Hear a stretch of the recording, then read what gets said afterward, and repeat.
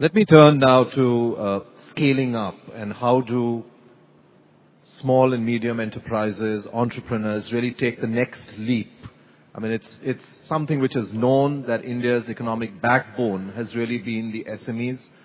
But how do you go to the next level? I'm going to pose that question to the panel now. Raji, let me start with you.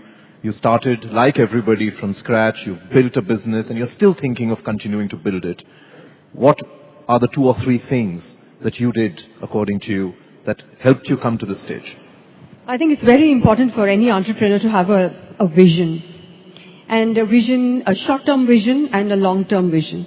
A short-term vision that perhaps is a year or 5 years, and a long-term vision that is maybe 10 years, 20 years, whatever. That's up to them to define. And to work on both these goals with commitment. Scaling up is a very committed sort of experience. I would say that entrepreneurs are used to doing everything themselves. And they have to learn to let go. I think that's the first lesson. Scaling a company from 10 crores to 500 crores is not the same as taking it from 500 crores to 1,000 crores.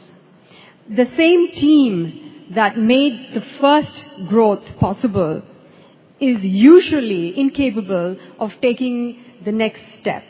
You need to find different skill sets. You need to learn from people who achieved those targets. We also need to develop leadership within the institution. Therefore, I think the mistake that most people make in SMEs is the entrepreneur thinks he can do it all on his own. Every entrepreneur is limited. Everyone is limited by their exposure. Everyone's limited with their skill sets. And therefore, it's very, very important to understand your own limitations and take help to take that next step. Mr. Kamath, what would your recipe be for scaling up? I would agree with everything that Raji said. I guess building teams comes first. You then need to look at what are the other inputs that will help you along the way.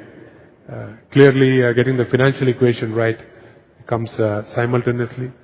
If there is a technological equation you can leverage, getting that right comes thereafter.